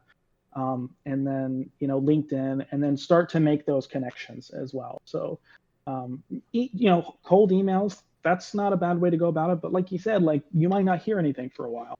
But when it comes to like, if an indie developer needs a trailer, like they're going to look at Google, they're going to search it up. If they hear recommendations. Mm-hmm. So it's all about getting started and just offering, because a lot of times if you have good work and you're willing to offer a trailer to an indie developer for free, let's say, if you're not having any luck with paid stuff, like 9 times out of 10, they might be like, you know what, sure, we could totally use a trailer and we don't have the money to pay, so that'd be great. And you can use that consistently, because like sometimes you might get a game that will blow up and it's a huge indie game, and that's a huge thing to have on your site, to be like, because like that's what SCP Containment Breach was. It was already popular and it didn't have a trailer, but when the trailer came out, it blew up. It was in like the top 10 horror games, PC Gamer, and like the trailer hit 1 million views, and second trailer, and that one hit close to 1 million. And like that's a huge thing, because then when you send emails, you can have brand recognition and game recognition. Mm-hmm.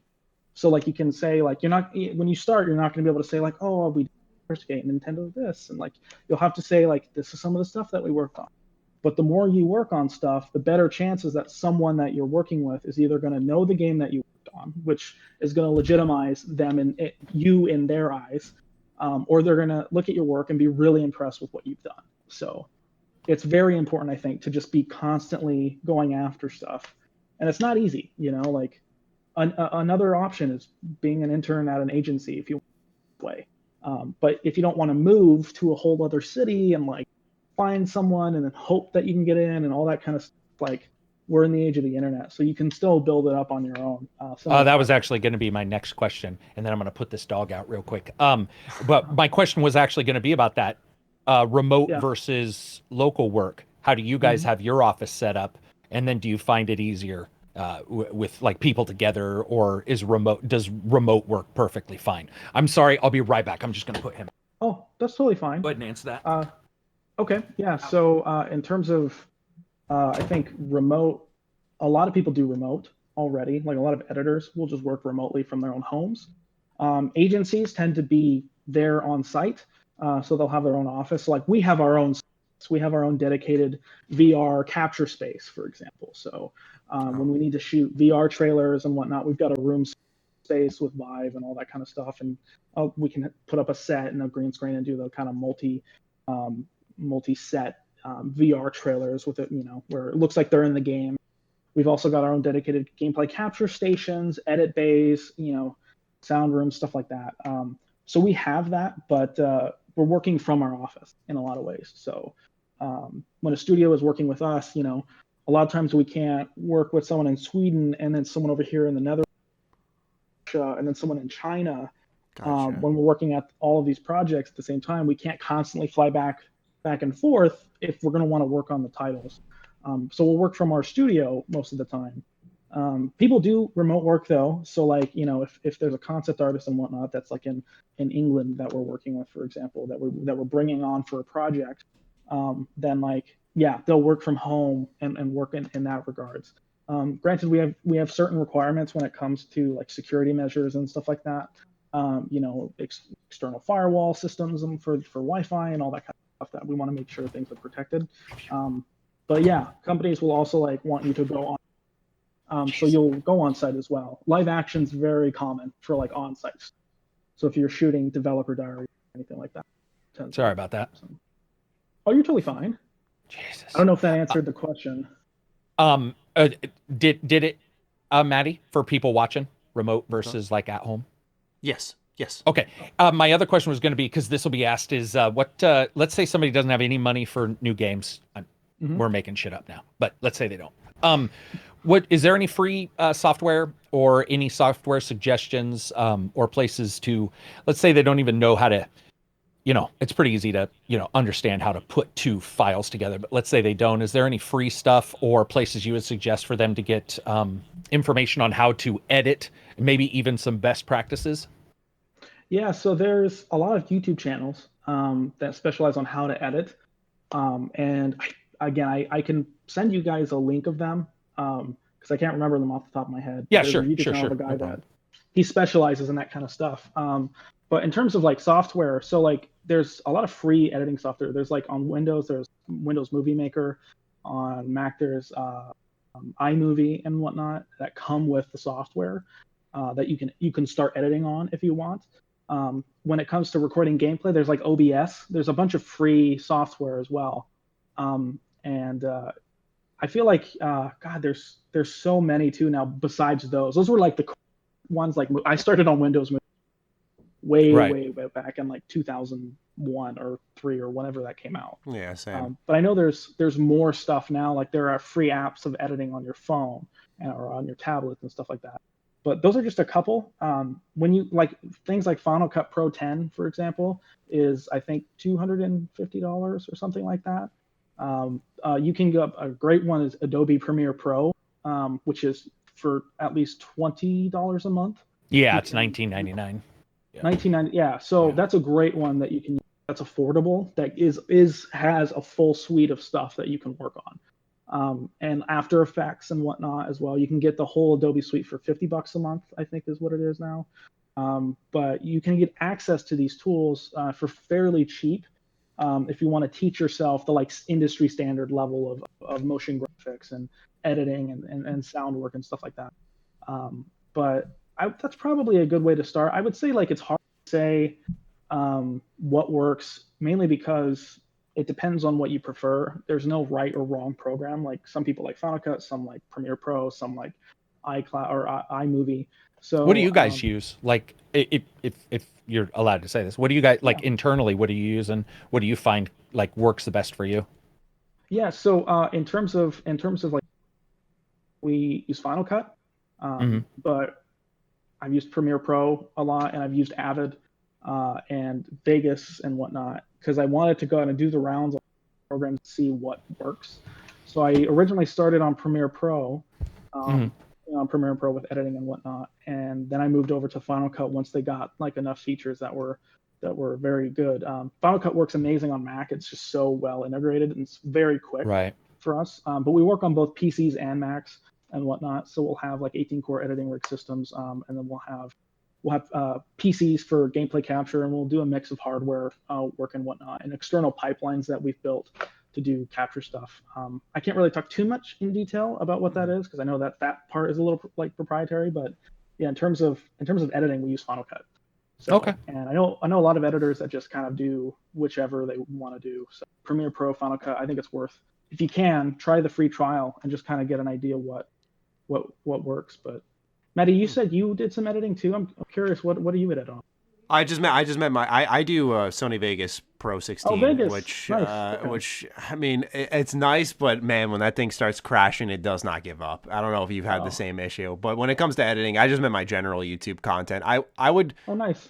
Because I've been getting more experimental with what I throw into my video, rather spice up, whatever. But it's not like nearly on the level of trailer stuff. I just always wondered what your what was demanded of your process. But yeah, man, I couldn't even fathom trying to make a full-on professional game trailer in Sony Vegas because I tried going to After Effects. I had complained enough and I said, okay, time to put my money where my mouth is. I'm going to learn this program. And just like even splitting a clip, I just felt so confused. And I hate to admit that because it sounds so bad because I do this for a living. But I was so looking at all the different timelines. I'm like, I split it, but why is it up here and down here now? I just want to delete this one moment of like silence before I do my intro. And I couldn't do it. I was like, I'm going back to Sony Vegas. I'm just going to, there's a little bit of efficiency there. Yeah. And like you don't have to, I don't because that program didn't work. Cause like all of these programs are different for a reason. It's because they kind of are for different people that have different like approaches, different, pipelines and processes. Like, what works for me is not going to work for someone else. And what works for them is definitely not going to work for me in a lot.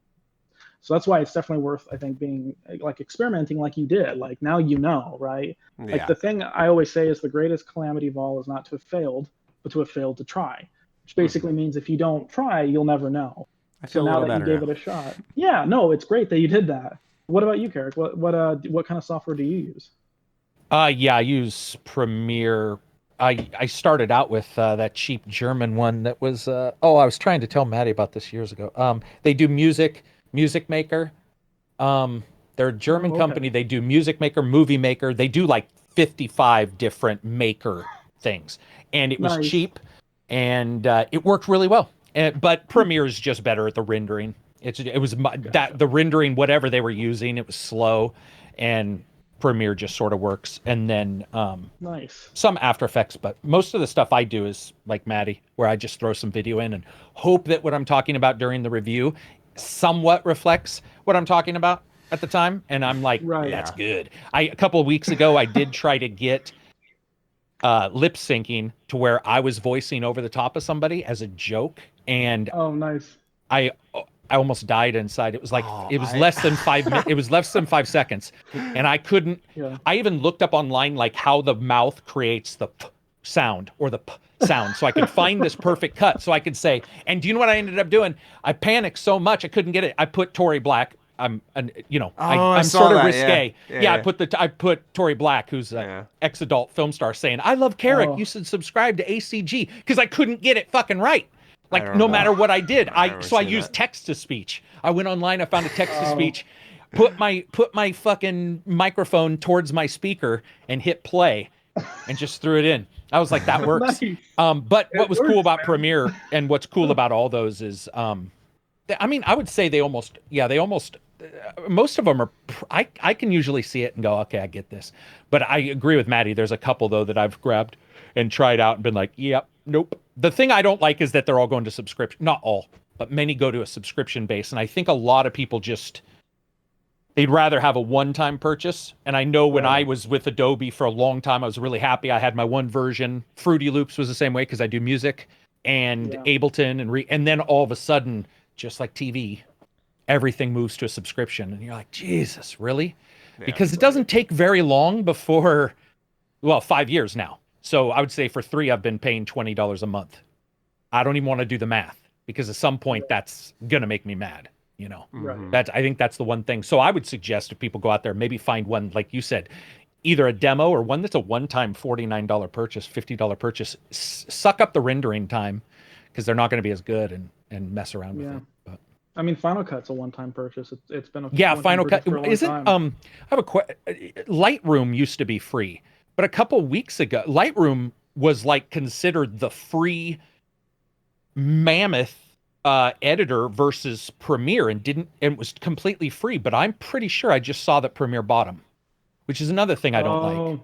Which is when you get that company that comes around and they're like, "Hey man, we got this awesome thing," and some big company's like, "We'll buy that awesome thing for awesome money." I have no problem with them doing that, but it sort of sucks for those people who just want to get into this and mess around.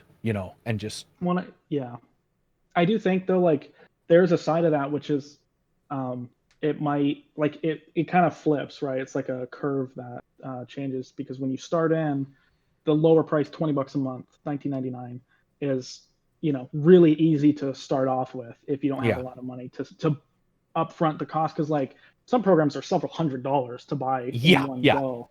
And if you want to get started sooner, you can do that. But for sure, like that's the thing, is like after a certain point, like, okay, you just paid what that would have been in a one-time purchase, and now you're going to pay more. But I think the biggest thing is, does it pay for itself? I think that's the biggest way to judge how much you're paying for something, is like, if you're going to spend a lot of money on something, and you can, at least if you can afford to, are you going to get that money back? Is this program or hardware going to allow you to work faster or more efficiently, or have more capabilities that you can charge more for, and therefore earn your money back and then some? So I think that's a good way to judge it, is $20 a month on Premiere, but maybe you can how much is that? If you can offset it, you're good to go. Yeah, for sure. So I think that's a good way to judge that. But how are you guys handling? So you're doing 4K, I'm assuming. 4K, So storage and shit. As somebody who uses 4K, it's people don't realize it's the most ridiculous. It's unbelievable. Like I don't think anybody gets that. Over 100 terabytes. Yeah. So I know a lot of people like Linus Tech Tips, which I don't watch a ton, but he was talking about his big storage stuff, that kind of thing. Server. petabytes. Yeah, no shit. Oh, and by the way, anybody who's thing. listening to us right now, listening to us right now, YouTube dropped the quality for everybody. So nobody worry about this right now. But when you're working with 4K stuff, or would you suggest new people work with 4K stuff? Actually, was going to be my question. I think if you have can, the capability, if you can, it takes a lot of space up. It depends on what compression ratios you put on the footage and whatnot. We have a state-of-the-art capture process that captures 4K pretty much lossless, so there's absolutely no quality loss. But it takes up enormous amounts of storage, and I think that's the big kind of trade-off there. So if you can capture 4K and you can have space for it, or the storage, or you have if you're using a pipeline process that compresses the footage and whatnot, then great, because it future-proofs the work. Like 1080p is still popular, but like people are rapidly switching to 4K, and eventually 4K is going to be the new 1080p. And I don't know if you guys have worked on 4K or used 4K like a lot.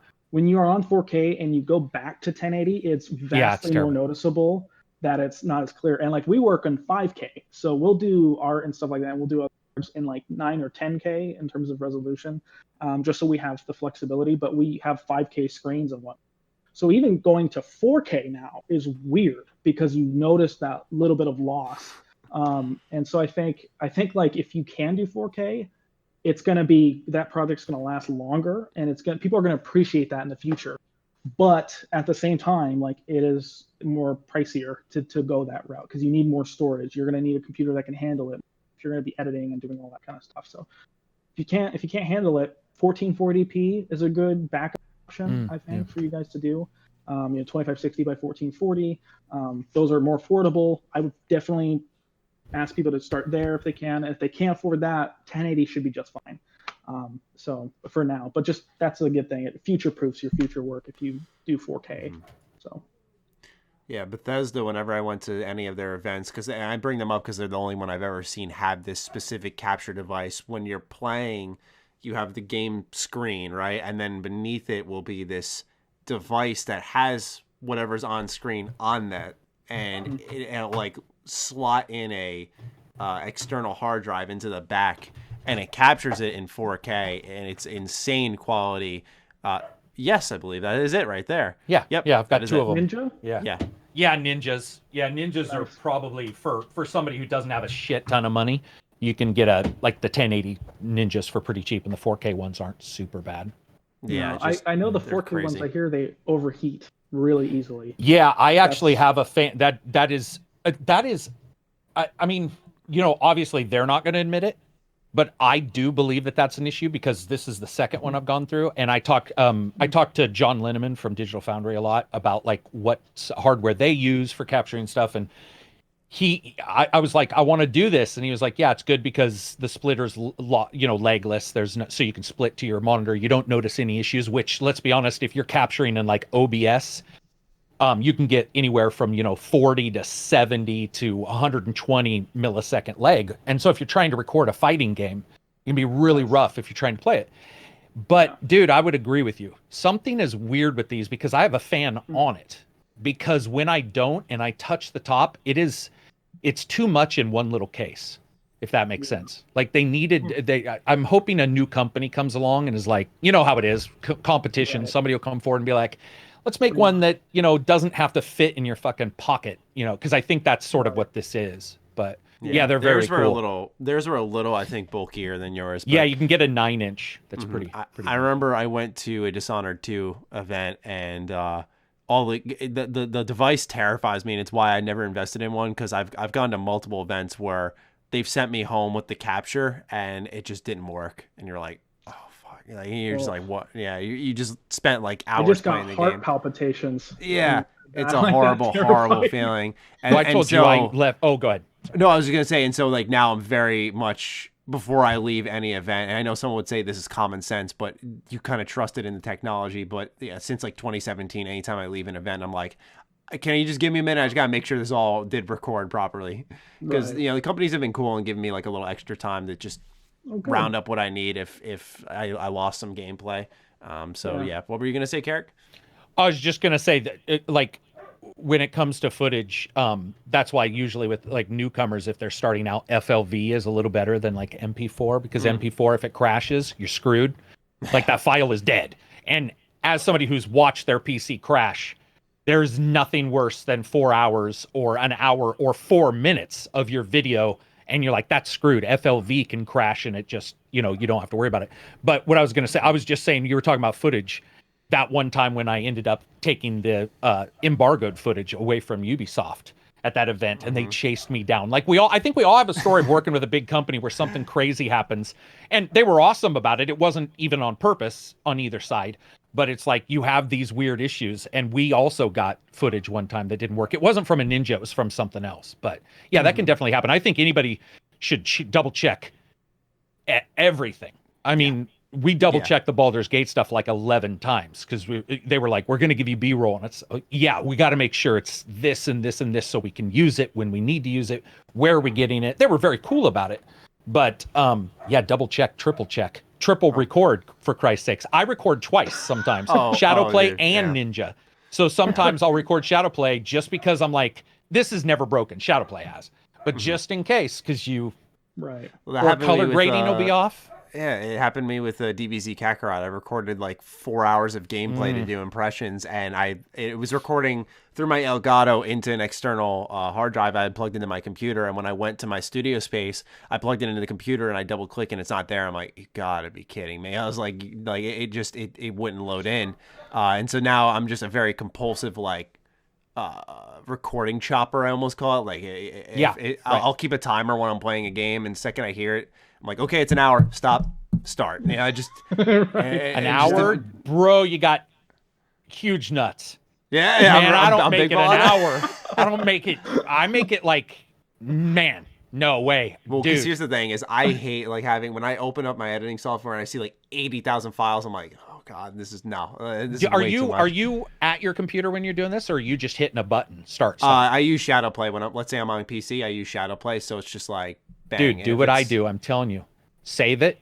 Make sure you have the folder open and name it to whatever you just saved. So I never open. I have cool combo, awesome death, and they're all named. So that way when you import it, there's no date and fucking timestamp. And I have no clue what's on this video. I was going to say, do you know one thing that bothers me about trailers that I've been seeing on games? And I think these are in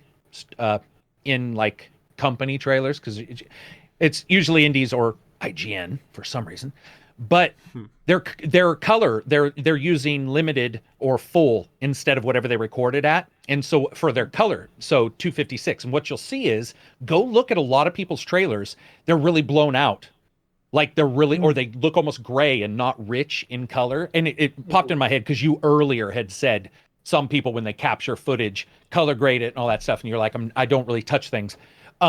Which, by the way, when you're working on it, I think is fine. But what blows me away is, I don't know if you guys have noticed this, but I feel like a lot of companies don't care about this shit. Because I'll go to IGN and they'll upload it'll be first 10. So they'll be like, this is the first 10 of Crew 2 or something. And it looks like it was recorded with a potato. It's the worst bit rate and the bad color and all that kind of stuff. And I've always wondered, how the hell? Why would a big company, and by the way, trailers do this as well. I just watched a trailer today from a major company where all of the lighting was off, and they had obviously uploaded, a full light versus limited and stuff like that. Do you guys ever even notice that? Does that even bother you? Maybe I'm just being fickle, but that kind of stuff bothers me to no end when I'm going through trailers and I see that and all the colors are off. Matty's looking at me like, what the fuck's he talking about? No, I was just listening intently, believe it or not. He's like, I have no clue.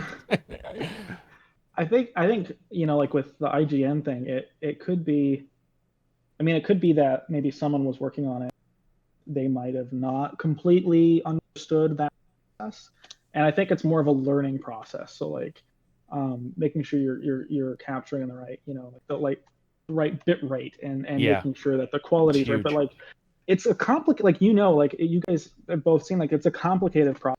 And if there's someone that's new, I kind of try and give the benefit of the doubt for people. So I'm maybe someone there was a new employee or something and didn't quite nail it, or they haven't quite figured that out, because it's hard to, there's 1.5 million forums out there And the only thing that worked for me with like over the years was years of focus on like figuring out the perfect way to do things in the right setting and pipeline. But it took a while because there's like 1.5 million different hardware devices, software devices that they're all offered. They say they're the best. These guys are the best. And these people say, no, use this, no, use that. And they all have different like approaches. Like OBS is a good example. Trying to find the perfect balance of like what bit rate to have when you're streaming with that and whatnot. So yeah, it's hard to say because I don't really know. I don't know anyone that like has done that and has noticed it and been like, oh yeah, we just don't bother with the color and whatnot. Everyone I've worked with has been very like, we need to get this right. So I think it might just be unintentional. It might just be they don't realize that it's at that level. But I think you're a much more positive person than me, because I just think they don't give a shit. I'm sorry. They do it for at some point you would think somebody would be like, dude, this stuff's messed up. You need to fix this. But no, I get what you're saying. It does take a lot of time, for sure. But it takes someone pointing it out, right? Like I think that's a good no, that's true too. Yeah. Be like, hey guys, like this isn't looking good, or because that could be something like someone sees that and they're like, oh my god, maybe the format and all of that, which has happened to everyone at some point. Like, or the mouse cursor, which the deviled mouse cursor. Please, let's not. Yeah, dude, I have so many reviews with a mouse cursor somewhere. Man. It's so painful. So painful. God. Yeah, that's like so funny. I mean, yeah, but like that's So I think that's the thing is like I see your point though, and I think it's worth bringing it up, and just being like, FYI, this looks a little weird. Maybe you should take a look. Because I think it's worth mentioning that. But yeah, I don't think people intentionally do it, honestly. But who knows? I have these two pet peeves when I see gameplay capture, and I make sure I always adjust it for mine. And the first is like, I don't know if it's the same with other editing programs, but Sony Vegas, when you drop a file in, it has it on some setting, and I always have to do this thing called disable resample, because it could be like really blurry, and then it just like instantly the image comes into focus essentially. And it's the strangest thing when I see people who don't disable resample, because the game looks, when you combine the compression from the video on YouTube with out disabling resample, it looks horrible. And you can even see it on my own like really old videos. The other is when it happens when I'm playing Switch games. It happened also when I was playing Spider-Man PS4. No matter what I do in game, there will be these black bars surrounding the screen. And when you capture it, it does capture those black bars. And so you'll watch a video and you'll see like someone leaving the black bars for that Switch game or that Spider-Man PS4 game. And for me, it's not like the worst thing in the world by any stretch, but I always like pan and crop to zoom it in a little bit to eliminate those black bars, because it's is it like so letterbox? out there. No, not even, because it's not like top and bottom. It's so like it's full surrounding. What it's doing is it's capturing like at 1440, but it's a 4K frame buffer. So they're getting like or a 4K frame. Sorry. So for whatever, and I've done this once or twice, admittedly. If you look, there's like a black bar around it, and sometimes you've already uploaded it, and you should set scale as or something. You could in Premiere you can do that, but they didn't, and I have seen that. The other one I noticed was we were trying to do VR footage for Half-Life, and you make people sick because they're not in the headset, and trying to put that footage online for the review. I was just like, screw it, I'm just doing it. Yeah. Oh, dude, the number of people. Luckily, with Half-Life, people didn't care. It was Half-Life, dude. It could have been just dog poop on a plate, and they would have been like, awesome, it's Half-Life. But any other VR game, because you're moving your head like this, and myself included, I get motion sick really easy. That shit will ruin somebody's day. And so you have to figure out that. To me, actually, I think one of the biggest caveats of VR, and one of the reasons why it doesn't capture as many people, is because it is actually very difficult to translate VR that you experience into a watchable medium. The PS4 tried it because they have their 1080p out, but it crops everything and it looks really not good. But I am hoping as we move forward, that's actually one of the things, because I do believe that like it is very difficult to watch some formats on your PC. It just doesn't work. We haven't really come to a way of figuring out all of all of the technology to get it to work. I mean, shit, YouTube just added HDR 2 years ago. So what were you gonna say? I was gonna say there is a method, because like that's a big challenge when VR came out, was how do we do VR game trailers, right? Like, how do we do that in a way? Because you can do first person, and like, but like you said, some people have that issue of it's just a little too confusing. It's, you know, it's hard to really understand what's going on. So a lot of trailers tend to keep it very still, which looks a little unnatural. Yeah. And so there's a lot of different ways you can do VR trailers that I found through like experience and probably just having fun with them and just trying to see what works. And I've done a few VR trailers. So one is just direct headset capture, like you talked about. The other is basically taking a 3D camera and capturing the model of the player in the game.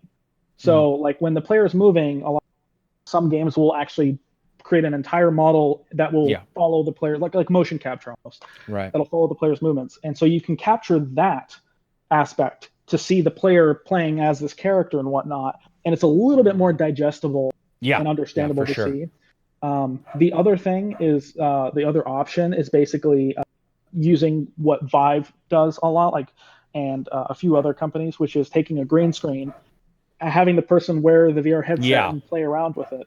And then basically shoot them in front of the green screen and render out the foreground elements of the VR game so that you combine everything and key out the green and put the game there, and you'll see things moving around them, live action person doing stuff. So like Beat Saber, those videos Beat Saber came out. Because Live does that. The program Live on Steam allows you to use another wand as a 3D controller as well. You can get that. We did try doing the pixelation on the edges, which worked okay as well, where you basically you're literally just blurring out a little bit of the edge and making it a little blurry, which seemed to work. But yeah, all those definitely work anyway. But it's just funny because it's just like, it's one of the major things I want to push forward. And every time I'm like, well, Matty finally got one, but I was always telling Matty, I'm like, dude, blah, blah, blah. But it's like, you're looking at a virtual world on a 2D screen, and I'm trying to tell you that the virtual world is better than the 2D screen, but you're digesting it via fucking 2D screen. So it just makes it so backwards trying to show somebody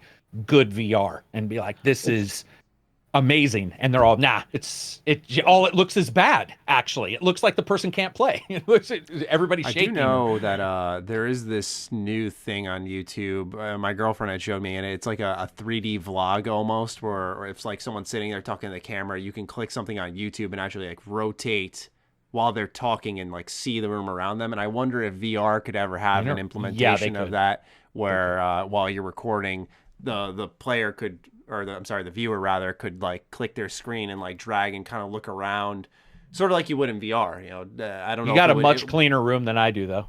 That's true, right? I don't want anybody looking around talking. It's because I don't want you seeing over here. Dude, yeah, no shit. Remember, we talked about that. It's like my room looks fine right here, but you don't want to see the other side of this thing because it looks like a rat's nest. I think Review Tech USA's got the best example of that. When he streams, you see like his whole fucking camera setup and shit that like is on the other side of the room, and it's so funny. Just like, who cares, exactly right?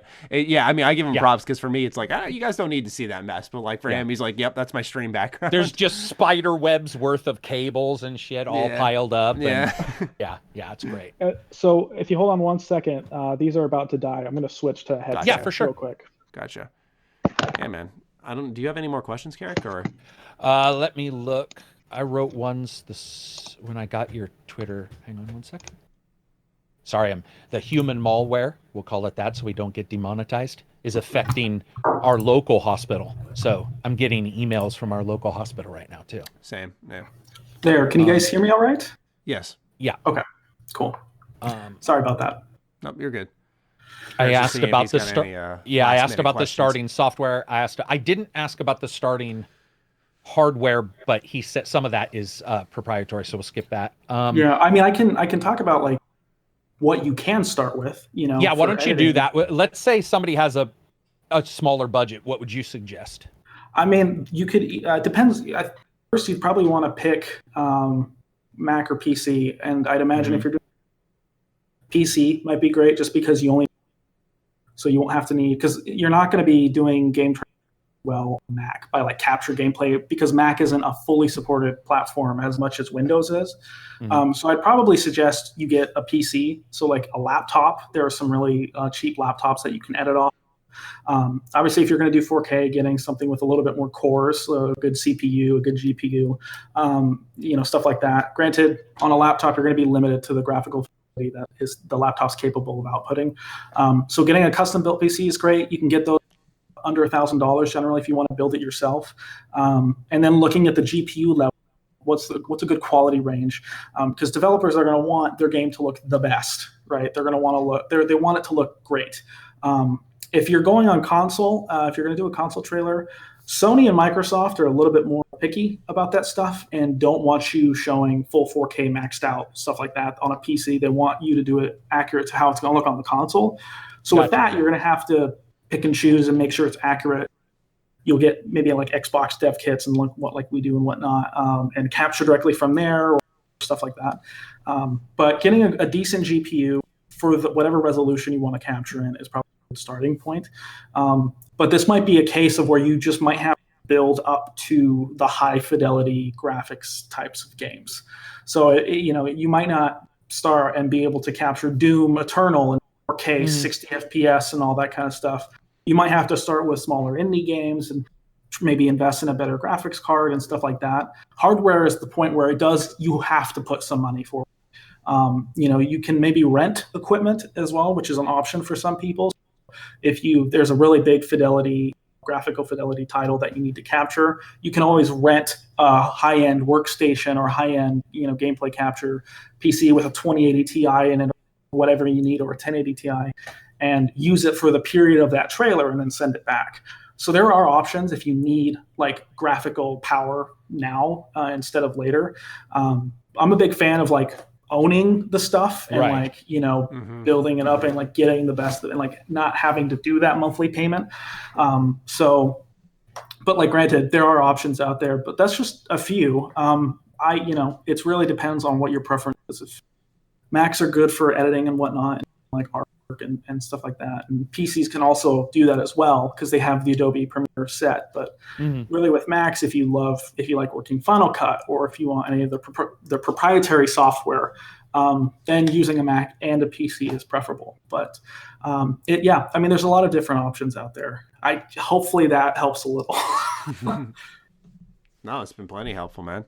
Cool. You've definitely given us a ton to think about. I don't want to cut you too off. Is there more questions on the list? Just 'cause I only keep asking because I am out. So whenever Karak's done. No, that's what I got. I got the hardware, software, and newbies because that's usually what every time like somebody pops on, they're like, "Oh, you should have asked starting stuff." So yeah, gotcha. No, definitely. Cool. I think we covered all the bases. Gage, man, it's been an absolute pleasure. Yeah, definitely. Likewise. Yeah, thanks I'm for glad you had guys. a good time, and thank you for teaching us. I feel like I walk away a new man today. I know a lot more about the games industry because of you. So we appreciate that. I'm sure the audience does. And as always, I want to make sure you're more than welcome to hop back on whenever you want. Whether it's to just talk game news or if you want to teach more people, whatever works good for you, man. Just want to make sure the invitation's out there because we had a blast. Yeah, that was fun. I appreciate you guys being so welcoming and whatnot. And it's cool. I don't think anybody even knows half of that stuff exists. So I'm sure a lot of people right now are going, "Wait, what?"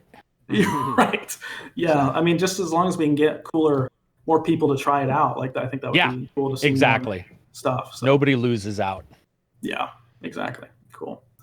Well, all right. Well, thanks, guys. Of course. And we'll wrap it up here. We hope you enjoyed episode 245 of the H.A.M Radio Podcast. And we'll catch you guys next Sunday or Friday if you're listening to Early Access. Peace out. Thanks, everyone.